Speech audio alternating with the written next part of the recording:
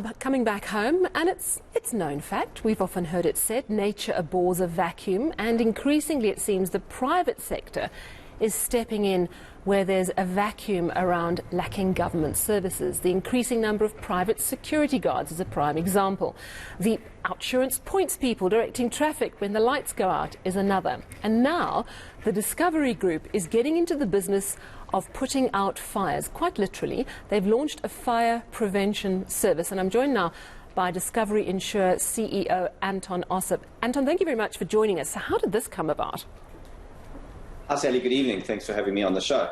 So fire has been something obviously that is close to us. I mean, as an insurance company, it's a real risk. Fires happen frequently and obviously are devastating in terms of its effect both on life and on assets. So for many years, we've obviously been concerned about it. A couple of months ago, we started talking to an organization called Advanced EMS. Through their various subsidiaries, they've been in the business of private firefighting for many, many years. And we really sort of came to an agreement where we put a private fire service in place for our customers in Johannesburg, both our retail customers or our consumers that are insured with us, as well as our business customers, as a way of making them safer. And it's really sort of in line with our core purpose. We always try and make our clients safer, we try to protect them, and we've done that through a number of initiatives. This is just the latest of many of them. So I've heard about Fire Ops, I think it is, and if I'm not mistaken, that was the first private firefighting service. Are you in cooperation with them, or are you another player in the market? So Fire Ops is part of their group.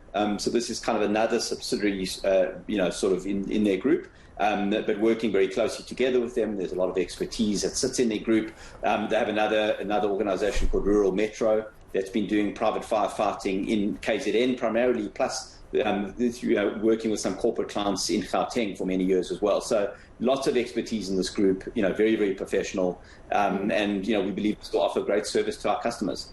Has it come about because you have seen when customers claim after fire damage that the municipal fire services just didn't arrive in time or didn't have access to water? Is that how this has come about? Not really. I mean, obviously the experience you have on a fire differs from one fire to the other. It depends on where the fire is and depends on the proximity to the nearest node where the fire station is. So I can't say it's primarily because of that. It's really that we need more resources at the end of the day. The more we have, the better. So the more fire trucks available in any city, whether in Johannesburg or otherwise, the better. So for us, by putting an extra layer on top of what's already there, we believe we can just make our clients even that much safer than they were beforehand. Well, that was a very diplomatic answer.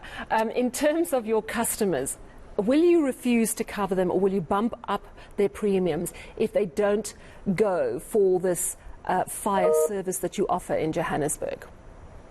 So it's not an opt-in, so it's made available to all our customers. It comes at no additional cost. We believe that the financial model is such that we'll be able to reduce our risk and reduce our costs through the service. So we're not charging our clients anything extra. It's really part of their service. Obviously nothing forces someone from calling us and letting us know about a fire, but it's obviously in everyone's best interest to let us know. So there's no penalty if you don't use it for what it's worth. At the end of the day, it's a voluntary service for anyone to use who's in our client base. They call into our emergency services number, we dispatch. Hopefully we can get to the fire as quickly as possible. Again, depends on so many elements, the traffic, the proximity, it depends on many things, but hopefully we can get there quite quickly and be able to reduce the damage, make sure there's no loss of life and hopefully restore the client's assets as quickly as possible, which is what we as an insurance company are all about. You say it's Joburg. Are there any areas that you've Redzone that you say you're not going to go to because they're too dangerous in terms of criminality? We've seen that happen with ambulance services to certain townships.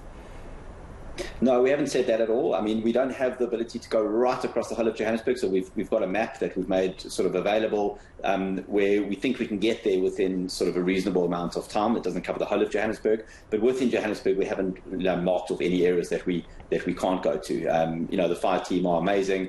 They're brave individuals that they'll get stuck in and do what they need to do to save life.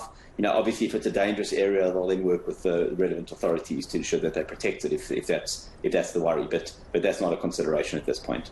So I want to know how many fires you've put out in Joburg so far and whether there are plans to go national with this. So this launched yesterday. So luckily, touch wood, none since yesterday. But I'm sure it's a matter of time. Winter season is upon us, and as people put their heaters on, the fires will start. In fact, last week, before the service offered, we had 3 fires in Johannesburg, so we would have been able to hopefully make a difference to those 3 fires. Taking us nationally, we're going to start here in Johannesburg. We're going to see how it develops, and then we can obviously contemplate that, whether there's the opportunity to take it to other places. I know that Fire Ops, before the cooperation with you, has also assisted, I think, around the Charlotte Mclaren fire. Would Discovery Insure be fine if there was a fire, a shack fire, for example, sending your fire engines to assist? Absolutely. So, I mean, we want to save life wherever we can, but we will do that obviously in cooperation with the municipal services. So, we're operating as a private service, for our client base. Operating outside of that would be in conjunction with municipal services. And if they ask us to help, we absolutely will help, regardless of who the insurer is or whether insured or not insured. Well, thank you very much. Discovery Insure CEO Anton Ossip.